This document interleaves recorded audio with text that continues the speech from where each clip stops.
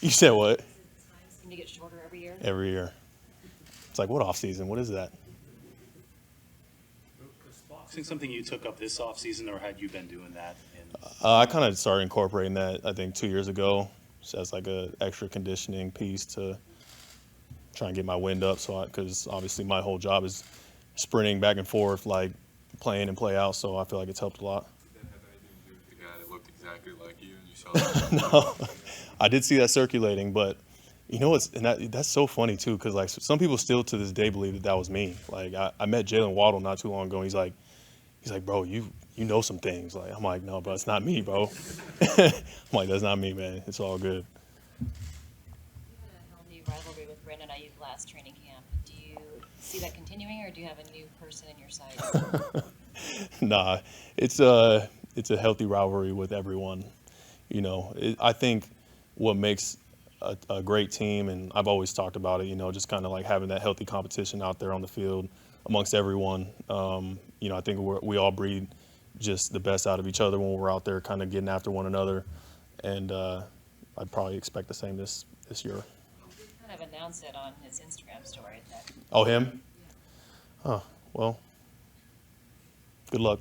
How do you describe your relationship with Coach Wilkes, and what do you think he brings to this defense? Yeah, I think the relationship is really good. Given obviously we've only spent, a limited amount of time together, but I really like what I've seen so far. And, I think he's going to do an amazing job leading the group. From day one, he kind of like set the tone, set the standard of what he expects out of us, and has been just super humble about wanting to continue to do what we do and learning the system, even though it's not something that he's used to, which, I think that speaks volumes in itself. So I'm really excited. I think it's going to be really fun just getting to know him even more and work under him. Jimmy was such a key leader in the secondary for such a long time here. With him no longer here, do you see Talanoa sort of filling that role as a leader? Yeah, I think it's something that's kind of organic, something that organically happens throughout training camp, throughout the season. I don't think it's on Huff's shoulders to be the guy all of a sudden. I think it's going to be leadership by committee in that room, especially with him, Gibb, Mooney, all the older vets in that room. I think that's kind of going to work itself out naturally. With the way the season has ended for you 3 of the last 4 years, in kind of heartbreaking fashion, can that have a psychological toll on a team? Is it something that needs to be addressed from someone like you as a captain, or is that just a bunch of fun? I wouldn't say so. I think it's something that it hardens you. I think it makes you a better person, a better player. Like having that experience, I think, is only going to help us going forward, especially when we get later in the season when you need that experience as a group. But I don't think it's something that needs to be addressed. I think there's so much like excitement and kind of just like butterflies going into every season, regardless of what happened the year before. You don't get to snap your fingers and go right back to that moment. You start from square one, just like everybody else around the league right now. So you can't skip a day. You can't look too far ahead. You got to make sure that you're present in the moment right now and giving it your all every single day. You got to put the work in. You can't just say, all right, we got this player, we got this player. Like you got to make sure like you're putting the work in regardless of who you have, because just having good players isn't going to get you anywhere. You got to make sure you got a great team, not just great individuals. Following up on that a little bit, how much do you, especially with this core in particular, you never know how long you're going to be together. I'm sure every year the goal is to win the Super Bowl, but how much urgency do you feel that to get this done and get over the hump with this group?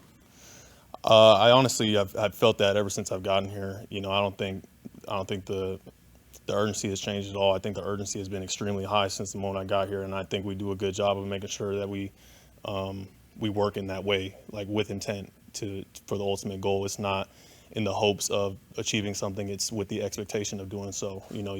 All you can ask for every year is a chance, and I know that we have a chance every single year because of the way that this organization runs. And the people at the top, that from top down. So yeah, I feel full urgency right now. Frank, what are your early impressions of Javon Hargrave, and what do you think he's going to give this defense? Yeah, I think he's just a real humble guy, honestly. Like given like all the success he's had in this league and how dominant of a player he's been, he's come in and just fit right in and just been real humble, ready to work. And that's exactly the type of guys that we want in the building on our defense. is guys that want to put their head down, work, and continue to get better regardless of what they've achieved and done. So I think he's going to fit right in. I think he's going to be a huge part of what we do.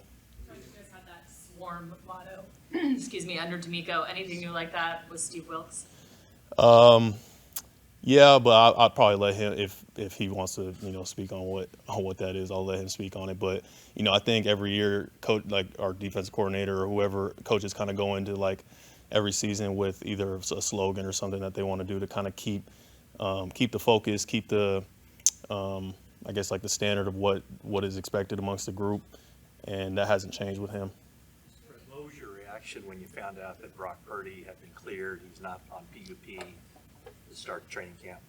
I didn't know that. Now that you've learned that, So he'll. Oh, okay, interesting. Yeah, that's no restrictions. no restrictions. With the pitch count. Yeah. I mean, actually, I'm really not surprised. I've seen the way that he's been working. I've been here training all summer, and I know he's been here, and I think in Jacksonville training too. But I'm not surprised. I know the makeup of how he is. Since the moment he's gotten here, it only makes sense that he's ahead of schedule. I'm assuming he's ahead of schedule. I didn't know if that was supposed to be the case or not. But yeah, I'm interested to see how he looks. Obviously, after all his rehab. Some of the early championship teams this team had in the 80s had famously intense practices with Ronnie Lott on one side, Joe Montana on the other. I'm just wondering if you're aware of that history and what you're sort of, what's informing your desire to have those types of practices with the current team. I mean, I'm aware of the history and the greatness of those players that you just mentioned. I obviously have never seen clips of what those practices look like or have heard any detailed stories. But, I think just kind of studying the greats, studying great teams is, you've got to have that competitive fire like going on on the practice field. I think the guys who practice the hardest are the ones who play the best on game day, because they're putting themselves in that situation day in and day out of how they're supposed to do it, like the right way, in practice. And so that's ultimately how you get the best out of yourself, out of your teammates. And I know like when you're pushing one another, that's obviously going to make yourself better as well as your teammates. So I know just doing that is what's going to make us our best selves. Fred, will you breathe a little easier when Nick Bosa shows up? You should breathe a little easier. Yeah. We'll see when that is, but I know obviously they've always done a great job of getting that kind of stuff done with guys that are there when their time is up for an extension, and I know they will with him. And if there was one guy I wasn't worried about being in shape for training camp, I think it'd be Nick Bosa. Particular personal goals that you're setting forward for yourself this season for on the field?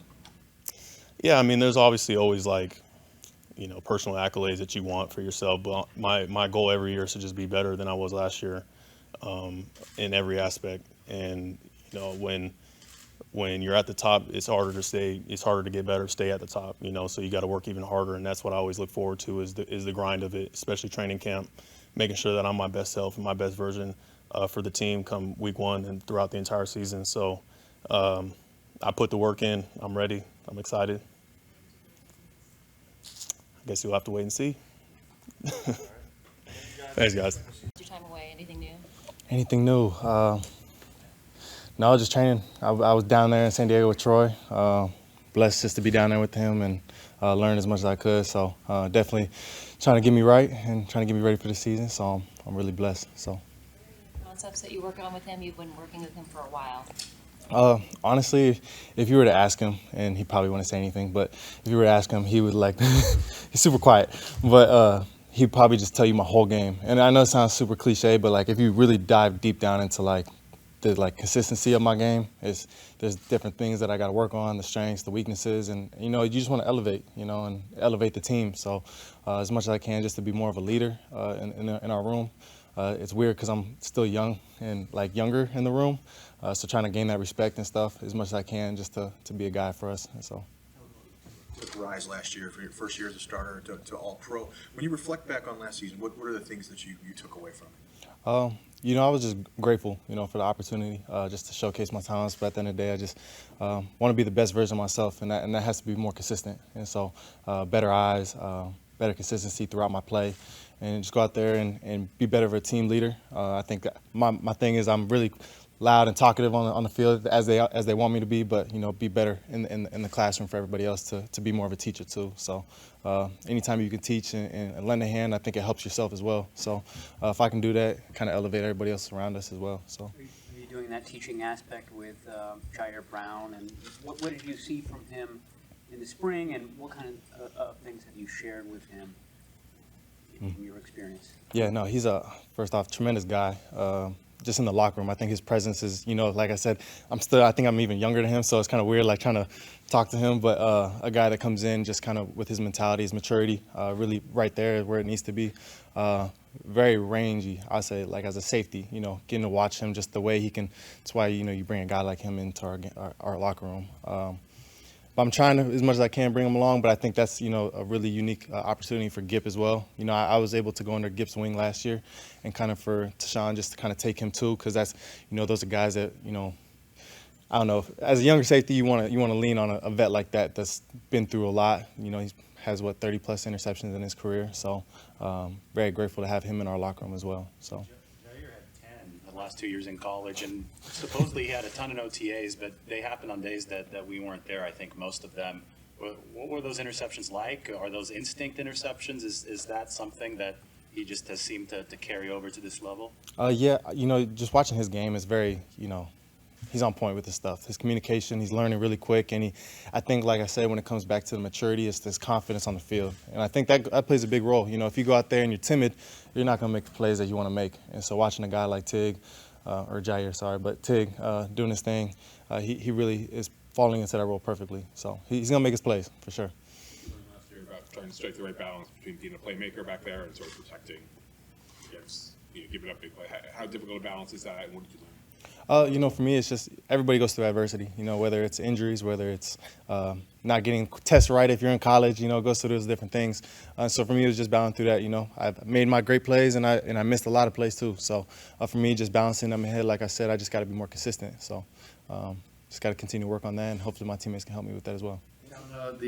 Steve Wilkes obviously has an experience in the secondary. What does he bring to your guys' secondary this year? A lot of knowledge, I say that.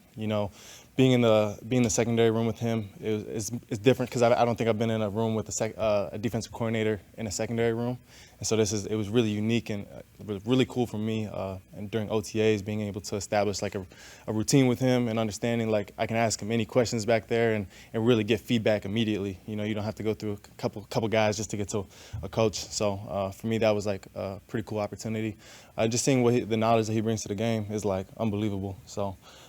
Just very blessed for sure. It seems like he's really hands-on, on the field. What was your impression of that? Just the way he makes corrections as practice is going. Oh yeah, it's awesome. He has such for a guy like him to come in just to bring his energy. It's like he makes us run. If you get a pick, you got to finish in the end zone. And a guy like him, he's just running all around the field. I'm like, man, chill out. You good. But having him, it's been awesome. So. More trusts you. Now you're learning, getting to know a new defensive coordinator. What's it like building that trust in the offseason now? Well, you got when you build that, you gotta be on point. First one in, last one out type stuff, and just being consistent. And that's like it's the biggest message I try to get across is like that's what he pushes for us too. So it's accountability, commitment, and trust, and being consistent each and every day. And so when you can do that, then it's all gonna build together for sure. Your first 2 seasons, the way the season's been painful. What is your sense of, I guess, whatever impact that's had on the players? Is it just more a source of motivation? Yeah, I think the way our last 2 seasons ended is it leaves a taste in your mouth, but it just makes you hungry. I think all the guys in our locker room believe and know that what we can accomplish when we get to that next step, get to that last game of the year, and if we can do that, great things will happen. So. Jimmy Ward was the guy that had a lot of influence in the secondary and had been here for quite a while.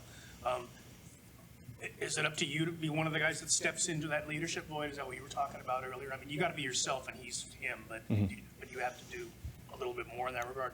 Yeah, I think I can step up as much as I can, and as much as guys allow me to. Jimmy had that presence in our locker room and on the field. just a great guy. And for him to move on, I think it's a lot. Everybody understands that. I think everybody's kind of elevating their game, their style, their presence. So it's not just the older guys that lead, you know. And we had a lot of vets last year, like E-Man, Dante, and JV. I think all those guys that really were able to put out really good stuff for us. And so for us, I think, you know, having Gip, having Mooney, Demo, we're all slowly rising, and new guys come in as well. And so I think we're all just gonna take what we've learned and put it together, and hopefully great things will happen. So, All right, thanks, Hub. appreciate you guys. Thank you. Good. How are you? What have these past couple weeks been like for you, just looking at the landscape of running backs and what's happened, and what's kind of been your role in, you know, putting heads together to figure out there's a solution to the running back situation as a whole around the NFL? Yeah, it's a good question. I think, you know, obviously it's relevant right now. Look, I support my brothers. You know, I think those guys are worth way more than what they're getting. As far as the solution goes, wish I had an answer. I think just starting the conversation is important and going from there. But, you know, right now it's training camp. It's time for me to, you know, lock in on 49ers football and doing what I can to help the team. Any particular focus for you in your offseason training physically? You know, every year is very similar. There's tweaks here and there, but I think the biggest thing is just being physically in shape, strong, fast, all that, getting bigger, faster, stronger, quicker, and then just a better understanding of the offense and defenses. There's always something you can work on, and so a lot of the same stuff, but just continuing to grow off of OTAs. Was it to have a breather? I know you hit the ground running last year, so to have the entire offseason without games, has that helped you develop a better command of the playbook? Definitely. Yeah, I think OTAs are really important for me this year, just being able to understand what they're trying to accomplish way more in-depth, not week to week, really talk about specific things. So it was great for me. I'm glad I went, and definitely feel better going into camp than week 7. In the OTAs, it seemed like you were playing at a different level than some of the other guys out there. Did you feel like you wanted to kind of set a tone for the speed at which you practiced? I really practice one speed. You know, I love football. I love being out there, and I think when I'm going, I go. And that's just always been my philosophy. My mindset is try to win every rep. You said you realized pretty quick how bad this team wants to get over the hump and get that Super Bowl. How much do you kind of have, especially having been here now for a while, kind of feel that urgency as you go into this training camp to, you know, take that next step? Yeah, it's huge. I think the challenge is always just staying focused on one day at a time. You know, there's a lot that goes on before the first game starts. So for us, it's, you know, we know we have a lot of talent.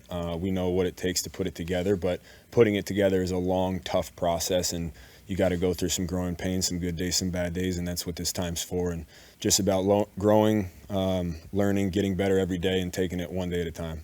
What's it like for you going into a season on a team like this? Nothing against your past teams, but just being on a team loaded where that is a realistic possibility. It's exciting. Yeah, it's definitely really exciting. I'm happy to be a part of a stacked team and a bunch of great coaches, great players, great staff. Like I said, just focus on one day at a time. To have Brock cleared for day one of camp? Yeah, that's awesome. I think everybody was fired up, you know, to hear that. It's a testament to him. You know, he's put in so much work. We've kind of seen it from outside the building, but all he's done is work. And so the fact that he's ready to go is exciting for all of us. With an eye on week 1, how do you sort of straddle a line between, I'm pushing through this day, as opposed to, maybe I should back off a little bit, tell the coaches I should rest a little bit? Because Kyle said that he trusts you to tell him that. Yeah, I mean, I think this period is about developing a callousness for the season. You need to be, you know, there's going to be days where you have to push through things, and there's going to be days to kind of lean off. But that's why we have such a great staff who's in charge of that. I think they've made it so easy for, you know, in OTAs for me and for other guys, and I know they make it easy for us in camp, so we don't have to think about all this stuff. They have the data, they have the metrics, and so we leave it up to them. They're the scientists and the brains behind it, so we can just go out there and play when they tell us to play and rest when they tell us to rest. Running backs behind you, and Jordan Mason and Ty Davis-Price that didn't get a lot of passes as college players, but have been working on that in the offseason. What have you seen in that facet of the game from those two players? It's been so good to watch them grow and learn, and I think the biggest thing when it comes to that aspect of playing the position is just an understanding of the whole concept as one, and understanding spacing and timing and when to do what. And those guys have done such a good job. We got Bobby Turner and Anthony Lynn in there. Coach T coached them up big time and gets them right. So to see their growth has been awesome. Seb's giant, bigger picture, how much do you see just having this extra time with the playbook helping you coming up in the season? Sorry, say the second part. Having this extra time with the playbook and getting kind of more in depth into it with Kyle and with Bobby Turner, how much do you see that helping you this season? Yeah, it's huge. It's definitely a complex playbook, and just like I said, having an off season where you can not just study the plays, but get much more in depth as to why it's happening and what they're trying to accomplish on every play, and really repetition. I think repetition is the best way to learn, and it's so important to get those reps so that you can start to feel the spacing, the timing. You can start to grow with the guys that you're going to play with, learn how they play, what works inside the scheme of the offense, and I think it's definitely it's much better than, like I said, showing up and figuring it out. I know it's a different side of the ball, Christian, but what's it like for you reuniting with Steve Wilkes? Oh, it's awesome. I saw what he did in Carolina. I saw the way, everybody respected him. I had 2 stints with him in Carolina, and the narrative around him's just been the same the whole time. And so I'm excited that he's here and on our team. Dino told us the last time we talked to him that his self-assessment was that he was awful last year after he talked to Kyle. And I know players can be self-critical sometimes to motivate themselves. I wonder what you think of that assessment of him and after you got to play with him. And you got here during the season, and he hurt his knee at one point. Have we even really seen the ways in which you guys can be utilized yet? Yeah, they say the best players are their hardest critics, and from my point of view, I think Debo is one of the most special players and athletes I've ever been around. He does things with the ball in his hands that you can't coach, you can't teach. So I'm excited for him. I know he's been working extremely hard. Look, we have great coaches. We have guys who know how to put guys in space, and having him on the field is a massive advantage for us, for me, for everybody. So I'm excited to see him out here. I know he's hungry and ready to go. All right, thank you guys. Thanks, guys.